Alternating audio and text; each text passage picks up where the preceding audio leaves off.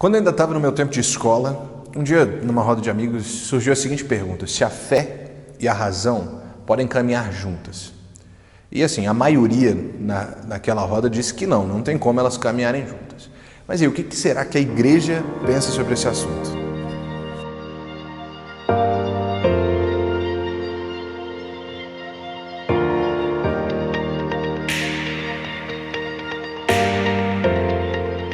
Oi, eu sou Mateus e hoje eu quero contrapor dois vícios muito perigosos para a vida humana: o fideísmo e o racionalismo. Assim, é muito comum a gente, na nossa vida, em algum momento ter se perguntado se a fé e a razão são coisas complementares, que podem caminhar juntas sem nenhum tipo de briga, né? E geralmente é comum a gente colocar a fé e a razão como sendo verdadeiros opostos, que estão em constante combate. E daí que vem a pergunta, né, se a fé e a razão podem caminhar juntos. Mas essa pergunta eu acho que na verdade ela é muito inadequada para o que, principalmente em sentidos mais práticos.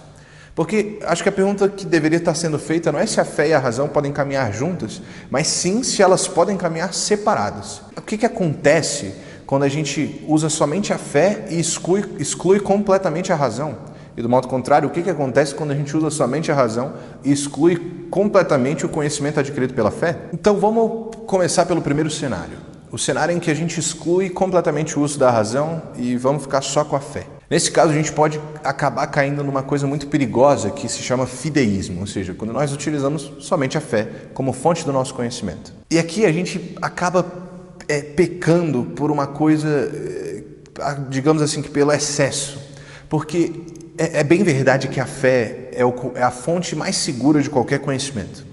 Mas ainda assim, ela não pode usurpar a qualidade da nossa razão de também adquirir conhecimento. A fé ela é importantíssima para que a gente possa compreender as coisas de Deus.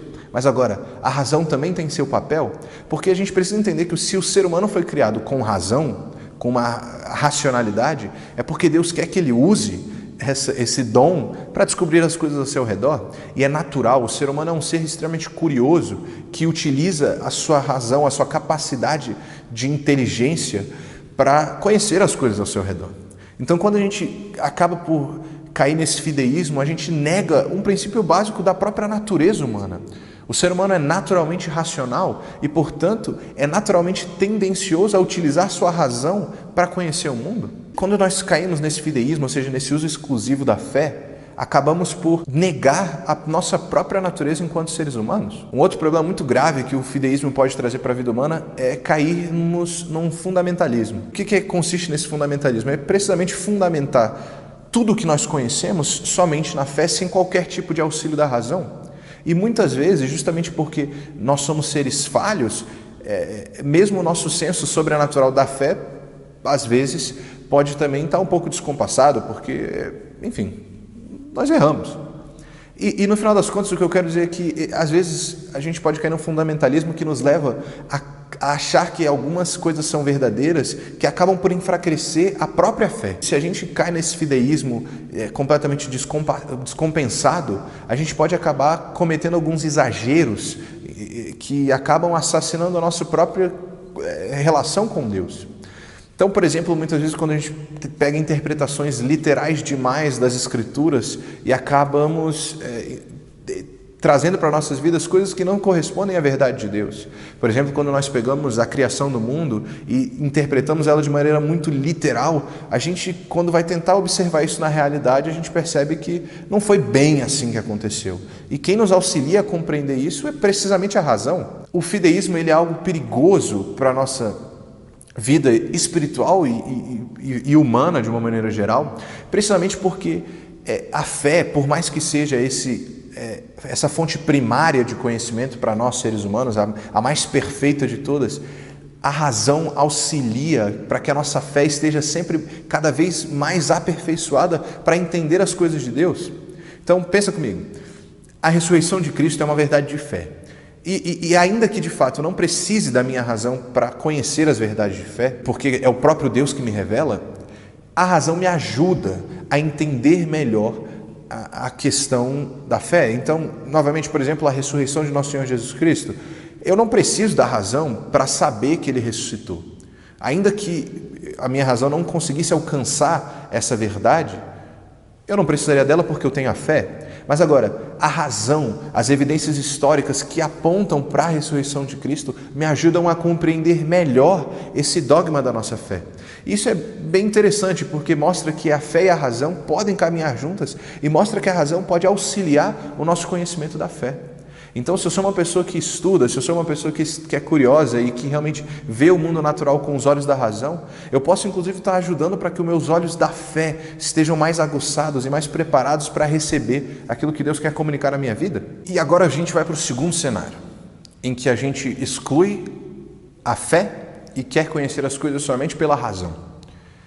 Se no primeiro cenário que eu montei, a gente erra por excluir um traço da natureza humana, no segundo cenário agora a gente erra por colocar esse traço da natureza humana num patamar muito acima do que ele realmente é.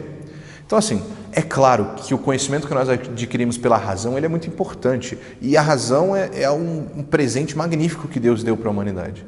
Mas agora, isso não significa que ela seja superior à fé e não significa que nós devemos usar somente a razão para conhecer as coisas. Porque ainda que ela seja um dom magnífico, não significa que ela é infinita e, portanto, não significa que ela pode conhecer todas as coisas e não significa que ela é infalível e que ela não pode errar. Pelo contrário, tanto ela não pode conhecer todas as coisas, como ela também pode errar e já errou inúmeras vezes. Quando a gente vai falar da razão, a gente precisa ter o lugar apropriado para ela e devido dentro da realidade natural e sobrenatural que existem. O risco que nós caímos é de cair justamente num racionalismo. Porque o que acontece? O racionalismo coloca esse conhecimento proveniente das ciências naturais num patamar tão alto, tão alto, tão alto, que nós criamos uma ilusão de que só é verdadeiro aquilo que é comprovado cientificamente. Isso é uma mentira, porque a fé está aí justamente para provar que existem conhecimentos que são inacessíveis à razão humana e que não deixam nem um pouco de serem verdadeiros. O que acontece é que a nossa razão, por mais importante que ela seja, ela é limitada, porque nós somos seres limitados. A razão, ela é capaz de observar as coisas naturais e tirar conclusões a partir das coisas naturais. Só que o ser humano não foi feito simplesmente para essa natureza que nós conhecemos, mas foi feito para uma realidade sobrenatural. Inclusive, aqui no Altiora a gente tem um vídeo falando sobre o desejo do ser humano de conhecer as coisas sobrenaturais. E é precisamente aí que a fé atua de maneira belíssima.